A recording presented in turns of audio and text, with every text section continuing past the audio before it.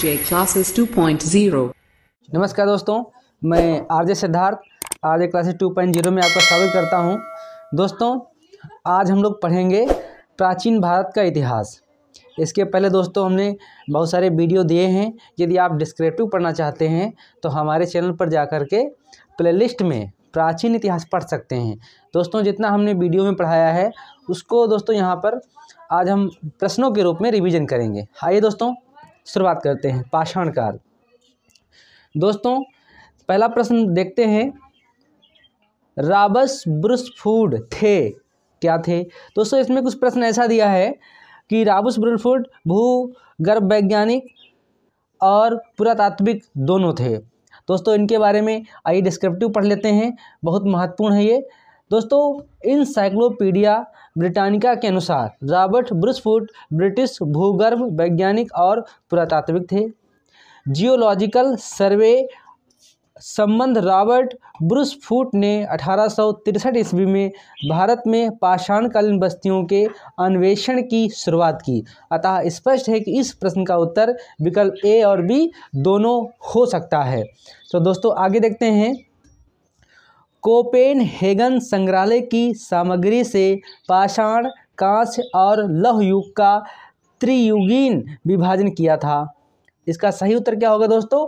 Thompson ने किया था। आइए दोस्तों इनके बारे में देख लेते हैं। डेनमार्क के कोपेनहेगन संग्रहालय की सामग्री के आधार पर पाषाण, कांस्य और लौह युग की त्रियुगीन विभाजन 1820 में पुरातात्विक क्रिश्चियन जर्गेनसन थॉमसन ने किया था। अगला दोस्तों प्रश्न है। आइए दोस्तों अगला प्रश्न देखते हैं। बात करें कि उत्खनित प्रमाणों के अनुसार पशुपालन का प्रारंभ हुआ था, तो उसका सही उत्तर क्या होगा दोस्तों? डी, मध्य पाषाण काल से। इसके बारे में दोस्तों डिस्क्रिप्टिव देखते हैं। तो बात करते हैं दोस्तों, मध्य पाषाण काल के अंतिम चरण में पशुपालन के साक्ष्य प्राप्त होने लगे। ऐसे पशुपालन के साक्ष्य भारत में कहाँ से प्राप्त हुए? आदमगढ़, होशंगाबाद मध्य प्रदेश तथा बागौर भीलवाड़ा राजस्थान से प्राप्त हुए हैं। आइए दोस्तों अगला प्रश्न देखते हैं। चलिए दोस्तों नेक्स्ट प्रश्न है। मध्य पाषाणिक प्रसंग में पशुपालन के प्रमाण जहां मिले वह स्थान है। तो दोस्तों आइए देखते हैं वो स्थान कौन सा है। इसका सही उत्तर होगा आदमगढ़। दोस्तों इसका जो प्रश्न मैंने पहले डिस्क्रिप्टिव पढ़ा है उसी के तहत दिया है, इसलिए हम सही उत्तर दोस्तों इसका मानेंगे आदमगढ़। चलिए दोस्तों आगे देखते हैं। आगे क्या होगा? निम्नलिखित में से किस स्थल से हड्डी के उपकरण प्राप्त हुए हैं? इसका दोस्तों सही उत्तर क्या होगा? हड्डी के उपकरण कहाँ से प्राप्त हुए हैं? सी, महदहा से। दोस्तों इसके बारे में डिस्क्रिप्टिव देख लेते हैं। मध्य पाषाण कालीन महदहा उत्तर प्रदेश के प्रतापगढ़ जिले में स्थित है। से बड़ी मात्रा में हड्डियों सींग के निर्मित उपकरण प्राप्त हुए। जी.आर. शर्मा महदहा में 3 क्षेत्रों का उल्लेख करते हैं, जो झील क्षेत्र, बूचड़खाना, संकुल क्षेत्र, कब्रिस्तान में बटा था। बूचड़खाना संकुल क्षेत्र से ही हड्डियों सींग निर्मित उपकरण एवं आभूषण बड़े पैमाने पर पाए गए। डॉक्टर जय नारायण पांडे द्वारा लिखित पुस्तक पुरातत्व विमर्श में महदहा, सरायनहर, राय एवं दमदमा तीनों ही स्थलों से हड्डी के उपकरण एवं आभूषण पाए गए हैं। दोस्तों अगला प्रश्न लोग देखते हैं। हड्डी से निर्मित आभूषण भारत में मध्य पाषाण काल के संदर्भ में प्राप्त हुए। तो कहाँ से दोस्तों प्राप्त हुए? तो इसका सही उत्तर होगा आपका बी, महदहा। बहुत महत्वपूर्ण दोस्तों हैं, आप रिवीजन करते रहेंगे। अगला प्रश्न है। खाद्यान्नों की कृषि सर्वप्रथम प्रारंभ हुई थी, तो कहाँ से दोस्तों हुई थी? तो इसका सही उत्तर होगा नवपाषाण काल। खाद्यान्नों की कृषि सर्वप्रथम कहाँ प्रारंभ हुई? तो नवपाषाण काल से प्रारंभ हुई थी। आइए दोस्तों अब आगे देखते हैं। इसके बारे में डिस्क्रिप्टिव देख लेते हैं मित्रों। खाद्यान्नों का उत्खनन सर्वप्रथम नवपाषाण काल में हुआ। यही वह समय है जब मनुष्य की मनुष्य कृषि कार्य में परिचित हुआ। नवपाषाण काल से मनुष्य कृषि करने लगा था। नवपाषाण काल में ही जौ एवं गेहूं, मित्रों ये बहुत बार पूछा जाता है कि इसमें से पुरानी फसल कौन सी है, तो गेहूं जौ दोनों एक साथ दिए होंगे, उनको ही आप लगाएंगे। गेहूं की वन्य किस्में खेती के योग बनाया गया, जिसमें कृषि जन गेहूं का उद्भव हुआ। भारतीय महाद्वीप में कोल्डिहवा, मेहरगढ़ दो नवपाषाणिक ग्राम बस्तियां मिली हैं, जहां से चावल एवं गेहूं के साक्ष्य के प्रमाण मिले हैं। मित्रों आगे देखते हैं। अगला प्रश्न है, भारत में मानव का सर्वप्रथम साक्ष्य कहाँ मिला? बहुत महत्वपूर्ण मित्रों, बहुत बार पूछा गया है, तो इसके बारे में देख लेते हैं। मित्रों भारत में मानव का सर्वप्रथम साक्ष्य कहाँ से प्राप्त हुआ? तो नर्मदा घाटी से। कहाँ से? नर्मदा घाटी है। तो भारत में मानव का सर्वप्रथम साक्ष्य मध्य प्रदेश के पश्चिमी नर्मदा क्षेत्र में मिला। इसकी खोज 1982 ईस्वी में की गई थी। कब की गई थी? 1982 ईस्वी में मित्रों की गई थी। अगला प्रश्न देखते हैं। मानव द्वारा सर्वप्रथम प्रयुक्त अनाज क्या है? मानव द्वारा सर्वप्रथम प्रयुक्त अनाज कौन सा है? तो इसमें जौ दिखाया गया है। मित्रों चलिए आगे देखते हैं, इसके बारे में देख लेते हैं। आधुनिक मानव समाज द्वारा मुख्य रूप से 8 खाद्य अनाजों का उपयोग किया गया। इसमें से 8 कौन कौन से हैं? तो इसमें से आपको मिलेगा जौ, गेहूं, चावल, मक्का, बाजरा, सोरगम, राई, जई।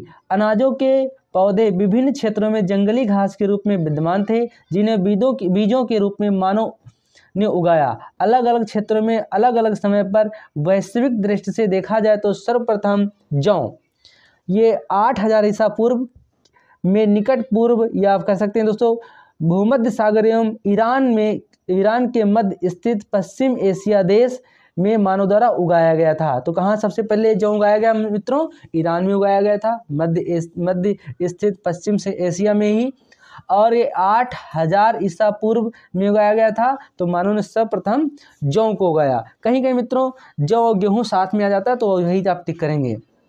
बाद में लगभग इन्हीं क्षेत्रों में 8000 ईसा पूर्व के आसपास ही गेहूं मानव द्वारा उगाया जाने लगा। चावल तीसरा खाद्य अनाज है, जिसे मानव ने 7000 ईसा पूर्व आसपास चीन के यांगत्से नदी घाटी में उगाया। मक्का मध्य एवं दक्षिण अमेरिका क्षेत्र में लगभग 6000 ईसा पूर्व में उगाया। आगे देखते हैं मित्रों। इसका सर्वप्रथम साक्ष्य मेक्सिको में पाया गया, किसका? मक्के का। बाजरा 5500 ईसा पूर्व में चीन में, सोरगम 5000 ईसा पूर्व में अफ्रीका में, राई 5000 ईसा पूर्व में दक्षिण पूर्व एशिया में, तथा जई 2300 मतलब 2300 ईसा पूर्व में यूरोप में सर्वप्रथम उगाया गया था। अगला प्रश्न मित्रों देखते हैं। अगला प्रश्न मित्रों देखते हैं। उस स्थल का नाम बताइए जहां से प्राचीनतम स्थायी जीवन के प्रमाण मिले हैं। तो इसका धौलावीरा, किले गुल मोहम्मद, एक और मित्रों इसका स्थान है, आइए देखते हैं, कालीबंगा और मेहरगढ़। तो कहाँ से प्राप्त हुए हैं? तो मेहरगढ़। तो इसका राइट आंसर क्या होगा मित्रों? मेहरगढ़ से प्राप्त होगा। तो आइए देख लेते हैं, इसके बारे में थोड़ा डिस्कस कर लेते हैं मित्रों। बहुत अच्छा डिस्कशन है।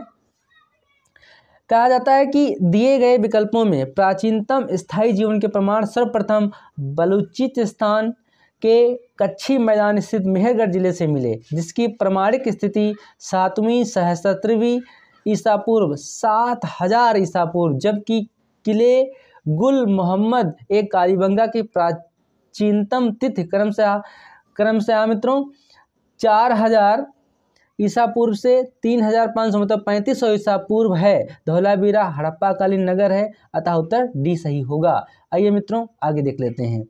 अगला प्रश्न इसका कह रहा है, अगला प्रश्न मित्रों है कि भारतीय उपमहाद्वीप में कृषि के प्राचीनतम साक्ष्य प्राप्त हुए। तो कहाँ से प्राप्त हुए हैं? तो इसका सही उत्तर होगा लहुरा देव से। तो भारतीय उपमहाद्वीप में कृषि के प्राचीनतम साक्ष्य कहाँ से प्राप्त हुए हैं? लहुरा देव से प्राप्त हुए हैं। तो इसके बारे में मित्रों आइए देख लेते हैं, थोड़ा डिस्क्रिप्टिव डिस्कस कर लेंगे इसके बारे में। तो आइए मित्रों देखते हैं। इसका सही डिस्क्रिप्टिव क्या होगा? नवीनतम खोजों के आधार पर भारतीय उपमहाद्वीप में प्राचीनतम कृषि साक्ष्य वाला स्थल उत्तर प्रदेश के संत कबीर नगर जिले में स्थित लहुरा देव है, जहां से 8000 ईसा पूर्व से 9000 ईसा पूर्व मध्य के चावल के साक्ष्य प्राप्त हुए। उल्लेखनीय है कि इस नवीनतम खोज के पूर्व भारतीय उपमहाद्वीप का प्राचीनतम कृषि साक्ष्य वाला स्थल मेहरगढ़, जो कि दोस्तों पाकिस्तान में है। मेहरगढ़ पाकिस्तान के बलूचिस्तान में स्थित है। यहाँ से 7000 ईसा पूर्व के गेहूं के साक्ष्य मिले, जबकि प्राचीनतम चावल के साक्ष्य वाला स्थल कोल्डिहवा इलाहाबाद जिले में बेलन नदी घाटी तट पर स्थित, यहाँ से 6500 ईसा पूर्व के चावल की भूसी के साक्ष्य मिले। माना जाता था उपरोक्त संदर्भों में अब यदि विकल्प में लहुरा देव रहता है तो उपयुक्त विकल्प वही होगा, परंतु लहुरा देव के विकल्प न होने की स्थिति में इसका उत्तर पूर्व की भांति होगा। आइए मित्रों अगला प्रश्न देख लेते हैं। भारतीय उपमहाद्वीप में कृषि के प्राचीनतम साक्ष्य प्राप्त हुए, तो मित्रों ये कहाँ से प्राप्त हुए हैं? तो इसका सही उत्तर होगा मेहरगढ़। भारतीय उपमहाद्वीप में कृषि के प्राचीनतम साक्ष्य प्राप्त हुए, कहाँ से प्राप्त हुए? तो ये मेहरगढ़ से प्राप्त हुए हैं। अगला मित्रों प्रश्न देखते हैं। अगला प्रश्न देख लेते हैं। भारतीय उपमहाद्वीप में कृषि के प्राचीनतम साक्ष्य कहाँ से प्राप्त हुए? तो वही प्रश्न रिपीट हो रहा है मित्रों, मेहरगढ़। क्या उत्तर इसका होगा? मेहरगढ़। आइए चलिए मित्रों अगला प्रश्न देखते हैं। निम्नलिखित में से किसको चालकोलिथिक युग भी कहा जाता है? तो इसका सही उत्तर होगा ताम्र पाषाण युग को कहा जाता है। इसके हम डिस्क्रिप्टिव मित्रों देख लेते हैं। ताम्र पाषाण युग को चालकोलिथिक युग भी कहा जाता है। जिन संस्कृतियों में तांबे के औजार के साथ साथ पत्थर के बने हुए उपकरणों को प्रचलन मिलता है, उन्हें प्रायः ताम्र पाषाणी संस्कृति कहा जाता है। अगला प्रश्न मित्रों देख लेते हैं। निम्न में से किस एक पुरास्थल से पाषाण संस्कृति से लेकर हड़प्पा सभ्यता तक के सांस्कृतिक अवशेष प्राप्त हुए? इसका मित्रों सही उत्तर होगा बी मेहरगढ़। कहाँ से मित्रों प्राप्त हुए हैं? तो बी मेहरगढ़ से प्राप्त हुए हैं। इसके बारे में मित्रों देख लेते हैं। बलूचिस्तान पाकिस्तान में स्थित पूरा स्थल मेहरगढ़ से पाषाण संस्कृति से लेकर हड़प्पा सभ्यता तक के सांस्कृतिक अवशेष प्राप्त हुए हैं। अगला मित्रों प्रश्न देखते हैं। नौदा टोली का उत्खनन किसने किया था? नौदा टोली का उत्खनन किसने किया था? इसका सही उत्तर होगा HD संकालिया ने। किसने किया था? HD संकालिया ने किया था। इसके बारे में मित्रों डिस्क्रिप्टिव देख लेते हैं। कहा जाता है कि नौदा टोली मध्य प्रदेश का एक महत्वपूर्ण ताम्रपाषाणिक पुरास्थल है जो इंदौर के निकट स्थित है। यहाँ से मिट्टी, बांस तथा फूस के बने चौकोर एवं वृत्ताकार घर मिले हैं। यहाँ के घरों के फर्श तथा दीवारों पर चूने का लेप लगाया जाता था। यहाँ के मूल मृतभांड लाल काले रंग के हैं, जिन पर ज्यामिति आरेख उत्कीर्ण है। यहाँ की मुख्य फसलों में गेहूँ, अलसी, मसूर, काला चना, हीरा, हरा चना, हरी मटर, खेसरी तथा चावल हैं। नौदा टोली का उत्खनन दक्कन कॉलेज पूना के प्रोफेसर HD संकालिया ने कराया था। ये स्थल इस महाद्वीप का सबसे विस्तृत उत्खनित ताम्रपाषाणिक ग्राम स्थल है, जिसकी तिथि ईसा पूर्व 1600 से 1300 ईस्वी के बीच निर्धारित की गई है। अगला प्रश्न मित्रों देखते हैं। नौदा टोली किस राज्य में स्थित है? तो इसका सही उत्तर क्या होगा? मध्य प्रदेश। अभी आप लोगों ने पढ़ा। अगला मित्रों प्रश्न देख लेते हैं। अगला प्रश्न है, बृहत पाषाण स्मारकों की पहचान की गई। तो इसका सही उत्तर होगा मृतक को दफनाने के स्थान के रूप में की गई। तो इसके बारे में मित्रों आइए देख लेते हैं डिस्क्रिप्टिव। इसका होगा नौ पाषाण युगीन दक्षिण भारत में शवों को विभिन्न प्रकार की समाधियों में दफनाने की परंपरा रही है। इन समाधियों को जो विशाल पाषाण खंडों से निर्मित हैं, बृहत पाषाण या मेगालिथ के नाम से जाना जाता है। इनके विभिन्न प्रकार जैसे शिष्ट समाधि, pit circle, cairn circle, dolmen, umbrella stone, hood stone, कंदराएँ, मेहर, ये बृहत पाषाण स्मारक मृतकों की समाधियाँ थीं। अगला प्रश्न मित्रों देखते हैं। अगला प्रश्न है, राग का टीला निम्नलिखित किस नवपाषाणिक स्थल से संबंधित है? सही उत्तर होगा संगनकल्लू। तो इसके बारे में मित्रों आइए डिस्कशन कर लेते हैं। कर्नाटक में मैसूर के पास बेल्लारी जनपद में स्थित संगनकल्लू नामक नवपाषाणकालीन पुरास्थल है। राग के टीले प्राप्त हुए हैं। पिकली हल में भी राग के टीले मिले हैं। ये राग के टीले नवपाषाण युगीन पशुपालन समुदायों के मौसमी शिविरों के जले हुए अवशेष हैं। अगला प्रश्न 20 नंबर, भीमबेटका किसके लिए प्रसिद्ध है? तो इसका सही उत्तर होगा गुफाओं के शैल चित्र यहाँ से प्राप्त हुए हैं। आइए मित्रों इनके बारे में डिस्कशन कर लेते हैं। बहुत महत्वपूर्ण डिस्कशन इसका है, तो उसका डिस्कशन होगा मित्रों। भीमबेटका का चट्टानी शरण स्थल भोपाल से 45 किमी पश्चिम में स्थित। यूनेस्को ने भीमबेटका शैल चित्रों को विश्व विरासत सूची में शामिल किया है।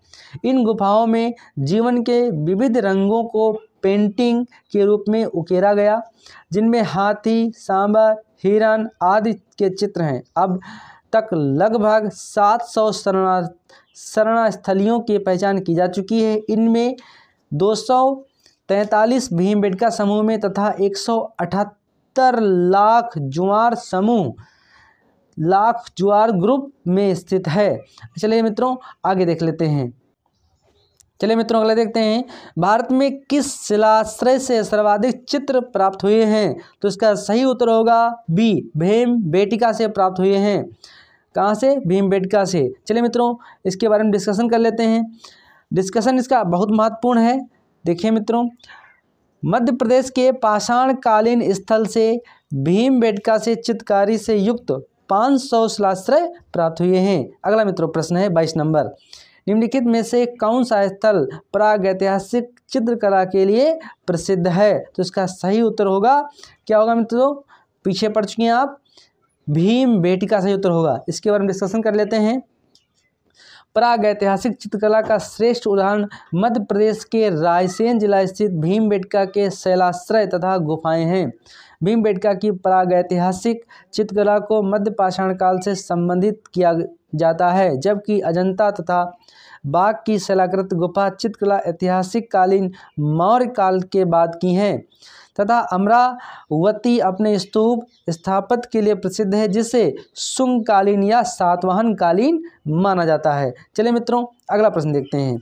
भीमबेटका की गुफाएं कहाँ स्थित हैं? बहुत महत्वपूर्ण प्रश्न बार बार पूछा गया है मित्रों, तो इसका सही उत्तर होगा डी, अब्दुल्लागंज, रायसेन। अगला मित्रों प्रश्न देखते हैं 24 नंबर, गैरिक मृतभांड पात्र OCP का नामकरण हुआ था, कब हुआ था? तो इसके बारे में देख लेते हैं। इसका सही उत्तर होगा हस्तिनापुर में हुआ था। कहाँ हुआ था? हस्तिनापुर में। तो इसका डिस्कशन मित्रों आइए देख लेते हैं। गंगा यमुना दोआब की सांस्कृतिक परंपरा संभवतः उस संस्कृति के साथ शुरू होती है जिसे अपने अत्यंत विशिष्ट मृतभांड के नमूने के कारण गेरुवर्णी गैरिक मृतभांड संस्कृत OCP कहा गया। इसके साथ विशेष हस्तिनापुर एवं अंतरजी खेड़ा से प्राप्त हुए हैं। चलिए प्रश्न अगला मित्रों देखते हैं। ताम्रसम काल में महाराष्ट्र के लोग मृतकों को घर के फर्श के नीचे किस तरह रखकर दफनाते थे? तो इसका सही उत्तर मित्रों क्या होगा? विकल्प पहले देख लेते हैं। उत्तर से दक्षिण की ओर, पूर्व से पश्चिम की ओर। अगला विकल्प है दक्षिण से उत्तर की ओर और पश्चिम से पूर्व की ओर। तो इसका सही उत्तर होगा विकल्प ए, उत्तर से दक्षिण की ओर। आइए मित्रों इसके हम डिस्कशन कर लेते हैं। बहुत महत्वपूर्ण इसका डिस्कशन है। चलिए डिस्कशन इसका रहेगा, महाराष्ट्र की ताम्रकालीन संस्कृति क्या कहलाती थी? जोरवे संस्कृति। नेवासा, दायमाबाद, कौठे, चंदोली, इनाम गांव आदि पुरास्थलों में घरों से मृतकों को अष्ट कलश में रखकर उत्तर से दक्षिण में घरों के फर्श के नीचे दफनाए जाने के साक्ष्य मिले। कब्र में मिट्टी की हड्डियां और तांबे की कुछ वस्तुएं भी रखी जाती थीं। जोरबे संस्कृत की यह विशिष्टता नवपाषाणिक बृहत पाषाणिक संस्कृत से अनुप्रमाणित प्रतीत होती है। अगला प्रश्न मित्रों देखते हैं, निम्नलिखित में से किस स्थल से मानव कंकाल के साथ कुत्ते का कंकाल भी सावधान से प्राप्त हुआ? जिसका मित्रों सही उत्तर क्या होगा? बुर्ज होम।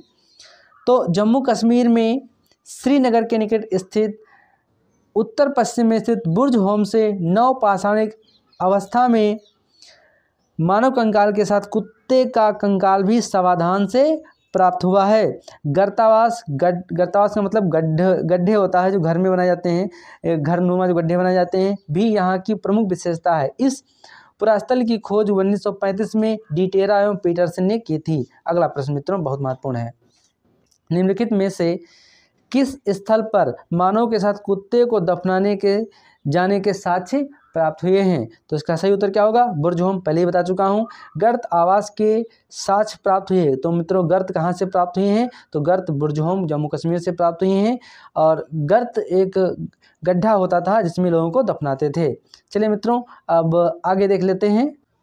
चलिए मित्रों अगला प्रश्न देखते हैं, भारतीय पुरातत्व सर्वेक्षण निम्नलिखित विभागों मंत्रालयों में से किसका संलग्न कार्यालय है? तो इसका सही उत्तर मित्रों क्या होगा? चलिए आइए देखते हैं। सही इसका उत्तर होगा ए संस्कृति। कौन सा होगा? ए संस्कृति। इसके बारे में डिस्कस कर लेते हैं। भारतीय पुरातत्व सर्वेक्षण आर्कियोलॉजिकल सर्वे ऑफ इंडिया। चलिए मित्रों इसके बारे में देखते हैं। संस्कृति मंत्रालय के अधीन एक विभाग है। संस्कृति मंत्रालय के अधीन एक विभाग है। भारत में सर्वप्रथम 1861 में अलेक्जेंडर कनिंघम को पुरातत्व सर्वेक्षक के रूप में नियुक्त किया गया था। 1871 में पुरातात्विक सर्वेक्षण को सरकार के एक विभाग के रूप में गठित किया गया था। लॉर्ड कर्जन के समय 1902 ईस्वी में इसे भारतीय पुरातत्व सर्वेक्षण के रूप में केंद्रीकृत कर जॉन मार्शल को इसका प्रथम महानिदेशक बनाया गया था। अगला प्रश्न मित्रों, राष्ट्रीय मानव संग्रहालय कहाँ पर है? तो भोपाल। राष्ट्रीय मानव संग्रहालय जिसका नाम बदलकर इंदिरा गांधी राष्ट्रीय मानव संग्रहालय कर दिया गया, भोपाल मध्य प्रदेश में स्थित है। यह भारत सरकार के संस्कृत विभाग के अंतर्गत स्वायत्तशासी संगठन है। तो मित्रों आज इतना पढ़ेंगे। सैंधव सभ्यता एवं संस्कृत ये अगले लेक्चर में आएगा। यदि मित्रों जितना मैंने आज यहाँ पर रिवीजन करवाया है इसको आप डिस्क्रिप्टिव और बहुत अच्छे समझना चाहते हैं, विस्तार से पढ़ना चाहते हैं, तो हमारे चैनल पर जाकर प्लेलिस्ट में मित्रों प्राचीन भारत के इतिहास के जितने वीडियो हैं आप देख सकते हैं, नोट कर सकते हैं। और वहाँ पर मैंने बहुत अच्छा पढ़ाने का प्रयास किया है। धन्यवाद मित्रों, फिर मिलेंगे अगली वीडियो के साथ। नमस्कार।